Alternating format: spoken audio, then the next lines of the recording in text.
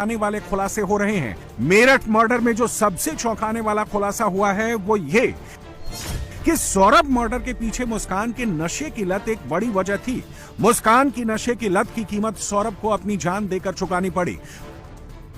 Meerut police Saurabh Rajput murder case की बारीकी से छानबीन कर रही है। हर एंगल से जांच की जा रही है। इसी कड़ी में अब पुलिस ने सौरभ का बैंक अकाउंट खंगाला तो पुलिस को मेरठ केस में नया ब्रेक थ्रू मिला। जब सौरभ के अकाउंट को पुलिस ने सील किया तो उसके अकाउंट में 6 लाख रुपए थे। इंडिया आने के बाद सौरभ ने मुस्कान के खाते में 80,000 और अपने भाई के खाते में 1 लाख रुपए ट्रांसफर किए थे। लेकिन लंदन में सौरभ मुस्कान को हर महीने घर खर्च के लिए 10,000 रुपए भेजता था। इस बात को लेकर मुस्कान सौरभ से बहुत नाराज थी क्योंकि 10,000 रुपए घर खर्च में ही खत्म हो जाया करते थे। नशे के लिए मुस्कान को कहीं और से पैसे अरेंज करने पड़ते थे। मुस्कान और साहिल को नशे की इतनी लत थी कि वो एक दिन तो क्या, वो 1-2 घंटे भी बिना नशे के नहीं रह पाते थे। इसी नशे की लत की वजह से पुलिस उनका बयान दर्ज नहीं कर पाई है। उनकी काउंसलिंग की जा रही है और पुलिस की माने तो यही नशे की लत ही सौरभ से मुस्कान की नफरत की वजह बनी और मुस्कान ने सौरभ के मर्डर की खौफनाक साजिश रची। सौरभ 2 साल बाद लंदन से इंडिया आया था। 24 फरवरी को सौरभ लंदन से वापस आया। 25 फरवरी को मुस्कान और 28 फरवरी को बेटी का जन्मदिन था। सौरभ को साहिल और मुस्कान के रिश्ते के बारे में पता लग चुका था, इसीलिए वो अपनी छोटी बेटी को लंदन ले जाना चाहता था। इसके लिए उसने अपनी बेटी के पासपोर्ट और अपने वीजा को बढ़ाने के लिए आवेदन भी ऑनलाइन कर दिया था। उसने ये ऑफर मुस्कान को भी दिया था कि वो अपनी बेटी के साथ उसके साथ लंदन चले, लेकिन मुस्कान ने ये ऑफर ठुकरा दिया क्योंकि मुस्कान के दिमाग में तो सौरभ को रास्ते से साफ करने की पूरी स्क्रिप्ट तैयार हो चुकी थी और वो सौरभ के आने से पहले ही उसकी हत्या करने की तैयारियों में जुट चुकी थी। सौरभ 24 फरवरी को मेरठ आया था। मुस्कान 2 दिन पहले यानी 22 फरवरी को ही उसके कत्ल के लिए 2 चाकू खरीद लाई थी। एक चाकू मुस्कान को चलाना था, दूसरा चाकू साहिल के लिए था। मुस्कान ने मेरठ के शारदा रोड मार्केट से 800 रुपए में 2 चाकू खरीदे थे। पोस्टमार्टम रिपोर्ट में भी सौरभ पर 2 अलग अलग चाकू से हमले की बात कही गई है।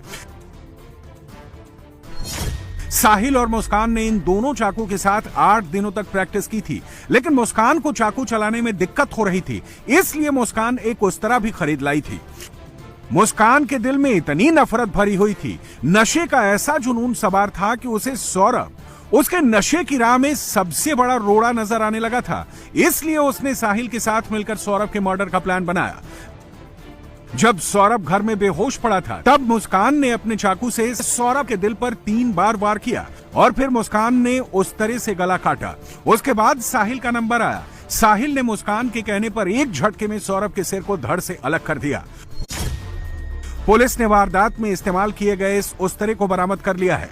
फॉरेंसिक टीम को उस्तरे पर भी सौरभ के खून के निशान मिल चुके हैं।